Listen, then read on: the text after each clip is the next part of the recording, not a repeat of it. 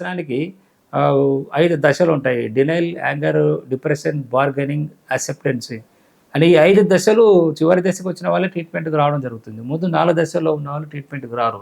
So, ఆ సందర్భంలో family members గుర్తించినప్పుడు వాళ్ళకి మనం తెలియకుండా కూడా ట్రీట్మెంట్ ఇవ్వడం వల్ల ఆ యొక్క తీసుకునే ఆ డ్రగ్ యొక్క ఇంటెన్సిటీని మనం తీవ్రతను తగ్గిస్తూ మనము ఈ వ్యసనాల నుంచి బయటకి తీసుకురావచ్చు.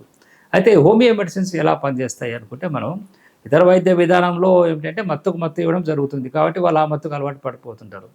సో, మన హోమియోపతి ప్రతి డీ అడిక్షన్ ట్రీట్మెంట్‌కి వచ్చే వరకు డ్రగ్ అబ్యూజ్ వాళ్ళను బయటకి తీసుకురావాలంటే ఈ యొక్క డ్రగ్ డిపెండెన్సీని ఆ యొక్క పాయిజనింగ్ ఎఫెక్ట్‌ను రికవర్ చేస్తూ మనము ఈ హోమియో హీలింగ్ ప్రాసెస్ ద్వారా మనం బయటకి తీసుకురావచ్చు. దాంట్లో ప్రాసెస్‌లో భాగంగా ఫస్ట్ ఈ డీటాక్స్ చేయడం జరుగుతుంది. డ్రగ్ పాయిజనింగ్ ఎఫెక్ట్ ఏదైతే ఉందో దాన్ని డీటాక్స్ చేయడం. డీటాక్స్ కూడా 5 స్టేజెస్ ఆఫ్ డీటాక్స్ అనేది హోమియో వైద్య విధానం ద్వారా అందుబాటులో ఉంటుంది. దీంట్లో చీలేషన్ అనే ప్రొసీజర్ ఉంటుంది.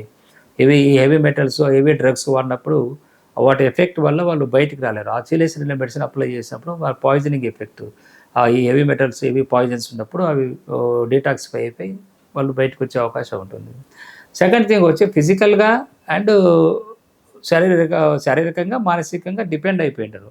ఫిజికల్ బాడీ చాలా సందర్భాల్లో చాలామంది చెప్పేది ఏంటంటే, మా అబ్బాయి వదిలేయాలనుకుంటున్నాడండి, డ్రగ్స్ వదిలేసుకోవాలనుకుంటున్నాడు కానీ వాడు ప్రయత్నం చేసినా మానలేకపోతున్నాడు అంటారు. ఎందుకంటే శరీరం సహకరించదు. ఆ డ్రగ్స్‌కు దూరం పెట్టాలని బ్రెయిన్ అనుకుంటుంది కానీ, ఈ శరీరం సహకరించదు. శరీరం ఆందోళన పడుతుంది. సెల్ అనేది డిపెండెన్సీ ఉంది కాబట్టి, ఈ ఫిజికల్ డిపెండెన్సీని కంట్రోల్ చేయాలంటే మన సెల్ రికవరీ ప్రాసెస్‌ను హోమియో మెడిసిన్ ద్వారా యాక్టివేట్ చేయడం జరుగుతుంది. తద్వారా ఈ విషతుల్యమైన డ్రగ్ అడిక్షన్ ద్వారా విషతుల్యమైన శరీర భాగాలన్నీ కూడా నార్మల్‌కొచ్చి వాళ్ళు ఈ వ్యసనాల నుంచి బయటకొచ్చే విధంగా ఫిజికల్ బాడీ అనేది మనకు సహకరిస్తుంది.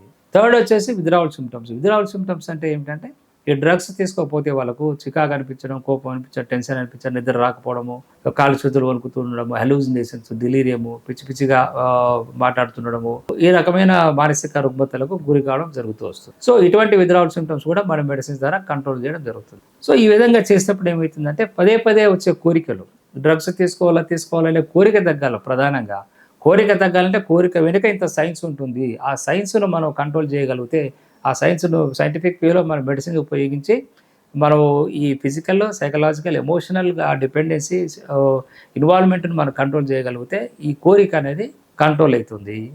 తద్వారా ఆ డ్రగ్స్ తీసుకోవాలనే ఆ కోరిక తగ్గడం వల్ల వాళ్ళు ఆ డ్రగ్స్‌ను దూరం చేసుకునే అవకాశం హోమియోపతి వైద్య విధానం ద్వారా మనకు అందుబాటులో ఉంటుంది. సో, అయితే డ్రగ్ అడిక్షన్‌ను మనం ఎప్పుడైతే మనం గుర్తించినామో కుటుంబ సభ్యులు గానీ, తర్వాత పేషెంట్స్ గానీ దాన్ని ఎప్పుడైనా మీరు వదిలిపెట్టాల్సిందే. అంటే ఇది ఇల్లీగల్. సో, ప్రాబ్లమ్స్ అయితాయి. తర్వాత హెల్త్ ప్రాబ్లమ్స్ అతి త్వరగానే అన్ని రకాల జబ్బులు, గుండె జబ్బులు గానీ, క్యాన్సర్‌లు గానీ, మానసిక జబ్బులు గానీ, ఇతరత్ర ఏ రకమైన జబ్బులు తీసుకున్నా ఈ డ్రగ్ అడిక్షన్స్ ద్వారా ఎక్కువయ్యే అవకాశాలుంటాయి. సో, కాబట్టి దాన్ని గుర్తించినప్పుడు మనం ఆ వ్యసనం నుంచి బయటికి తీసుకురావడానికి డీ అడిక్షన్ సెంటర్‌కి తీసుకొస్తే మేము కౌన్సెలింగ్ చేసి ఆ డ్రగ్ డిపెండెన్సీని ఏ స్టేజ్‌లో ఉంది దీన్ని గమనించి దానికి రికవరీ ప్రాసెస్ అనేది మెడిసిన్ ఇవ్వడం జరుగుతుంది. సో, ఆ మెడిసిన్ ఇస్తే వాడితే మాత్రం తప్పకుండా ఈ డ్రగ్ వ్యసనాల నుంచి ఏ స్టేజ్‌లో ఉన్నా కూడా మనము కంట్రోల్ చేసుకుంటూ బయటికి వచ్చే అవకాశం ఉంటుంది.